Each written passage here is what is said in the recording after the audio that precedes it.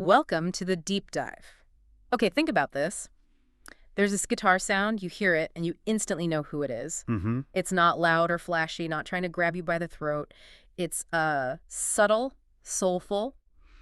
It just tells a story without any words. Right. It's got this incredible coolness to it. Exactly, but it's totally unique. It doesn't fit the usual rock star mold at all. So the question is, how does one artist create something so distinct, so lasting, especially when music trends change like every 5 minutes? And that's the artist we're exploring today, Mark Knopfler, the legendary frontman of Dire Straits. Yeah. Yes. He's really a master of subtlety, a true musical architect. His influence is quiet, maybe, but it's spread across so many genres for decades now. And that's our mission for this deep dive. We want to peel back the layers on Knopfler's amazing career. We'll get into his unique fingerstyle playing, the gear he used, which was pretty groundbreaking sometimes. Yeah, the gear choices are fascinating. Right. And his songwriting, his collaborations, even his whole take on fame versus just being successful. We've dug through a lot of great sources to kind of give you the shortcut to understanding why he's so deeply respected. Often it feels like he wasn't even trying to be, He just is. Exactly. So let's start right there at the heart of it. His guitar playing, his alchemy, it really comes down to that fingerstyle, doesn't it? Absolutely. Yeah. That's the core. He's using his thumb for the bass strings, index and middle for the treble strings. Which is already distinctive, but then there's the fact that he's naturally left-handed, Right. but plays guitar right-handed. How much do you think that plays into that dynamic, expressive sound we all know? Well, I think it's pretty crucial because it's not just that he plays fingerstyle, it's how. He does sometimes mix in hybrid picking too. Okay, so using a pick sometimes as well. Yeah, pick held between the thumb and index, along with his other fingers working, it gives him even more options. But, the real magic, I think, is in his dynamics. The way he controls the volume and intensity, note by note. It makes the guitar sound almost like it's singing. And the amazing part, he does this with very few effects. He really prioritizes the pure tone of the guitar and the amp. You can absolutely hear that, especially in the early days. That classic Dire Straits sound, first 4 albums or so, that was often Fender Stratocaster, right? Plugged into a Fender Vibrolux amp that was running almost clean. Pretty much, yeah. That became the bedrock. But then, of course, his sound evolved. Think about Brothers in Arms. That's where you start hearing the Gibson Les Paul more, and his signature Pensasur MK1 for those more driven tones. So what prompted that shift? Was it just exploring or needing a different kind of power? I think it was exploration, definitely. Okay. But even with different gear, that essential Knopfler authenticity, as our sources call it, stayed. They point to specific things he does. Like what? Okay, so sometimes he'll rake the pick or pluck chords using his thumb and fingers together. They call that the Sultan of Twang. Huh, I like that. Right. And then there's the straight feel, where he digs into a note right before a pull-off. Yeah. It gives the notes this, elastic quality. That snap. Yeah. And he even uses these little scalic tricks, like adding a second interval, specifically that E note on the 12th fret, into a D minor pentatonic scale. Okay. It sounds technical, but the sources say it just creates a smarter sound, a little touch of the unexpected that lifts the whole phrase. It really makes you think about the depth of his playing. It's not about shredding fast. One source described his claw hammer style as incredibly difficult to improve on, not because of speed, Right. but because, and I'm quoting here, his genius is coming up with those notes in that order with that phrasing in the first place. It's about the choices. Exactly. It's the musicality, the storytelling within the notes. Yeah. And you can hear his influences feeding into that. People like Hank Marvin. Oh, yeah. The Shadows, huge influence. Definitely. And Chet Atkins, Scotty Moore, James Burton, plus the blues guys, Muddy Waters, John Lee Hooker. All those legends. And he synthesized all that into something completely his own.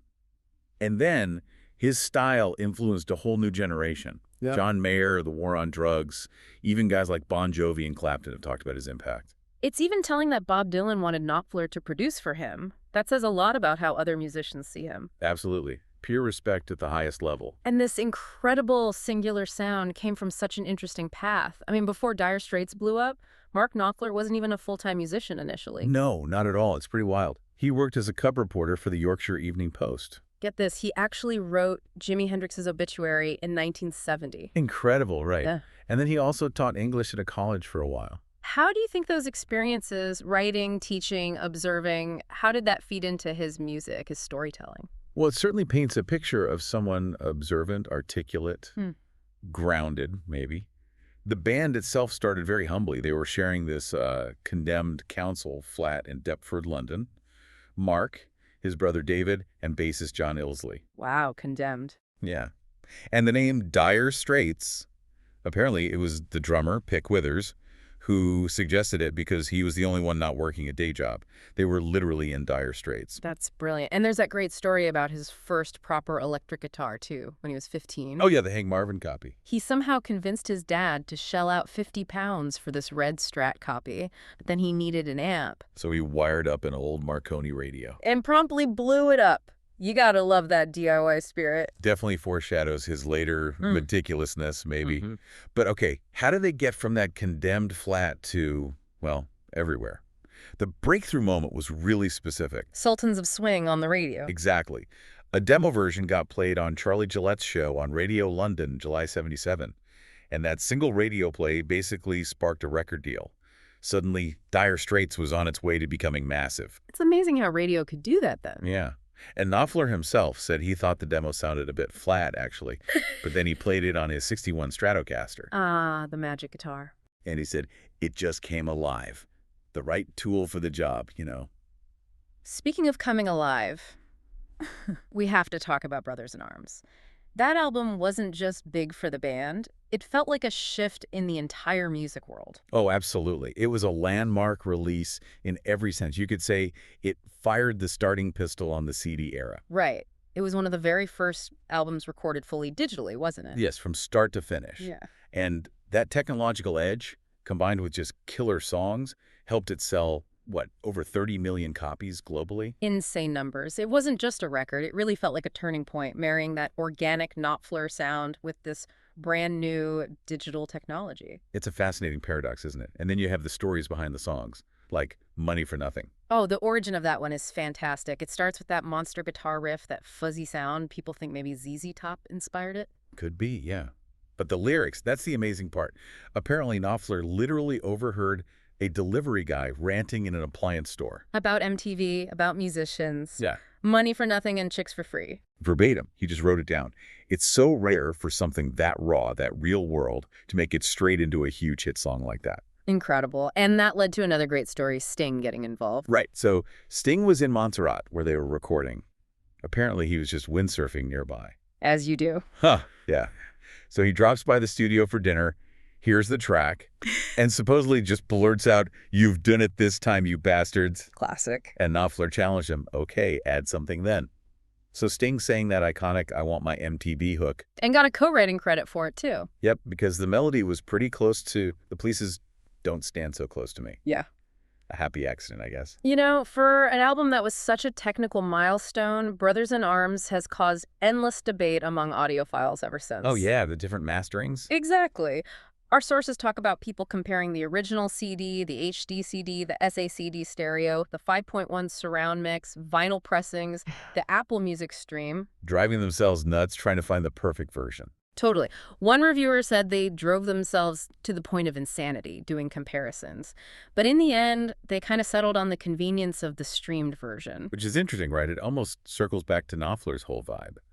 Maybe the endless quest for sonic perfection misses the point slightly. The feel, the song, that's what matters most. Yeah, the artistry shines through regardless of the format. Okay, so after that massive global peak with Dire Straits, Knopfler eventually just quietly disbanded the group in '95. Yeah, no big drama, just stopped. But that wasn't an ending for him, was it? It was more like turning a page, starting a really rich solo career, and doing all sorts of collaborations. Definitely.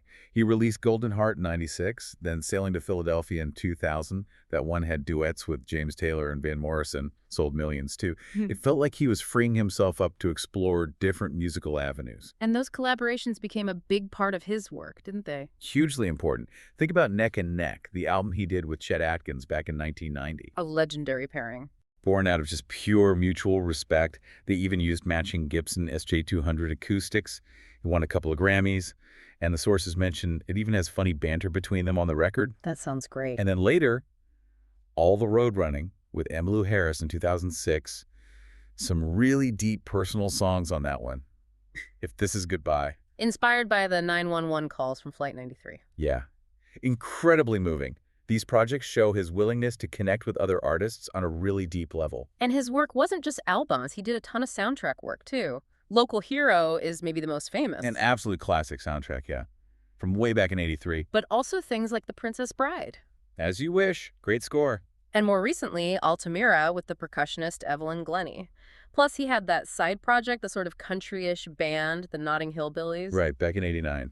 Released one album, Missing, presumed having a good time. Just another outlet for his different musical tastes, it seems. He's always exploring. And given how much he cares about sound, it probably makes sense that he built his own studio, too. British Grove Studios, yeah, in West London. He called it a monument to past and future technology. Wow. It's a top-tier place. Won awards like Best Studio from the Music Producers Guild, Studio of the Year from Pro Sound. It's packed with the best gear, like advanced ATC monitors. It really shows his commitment to getting the sound just right.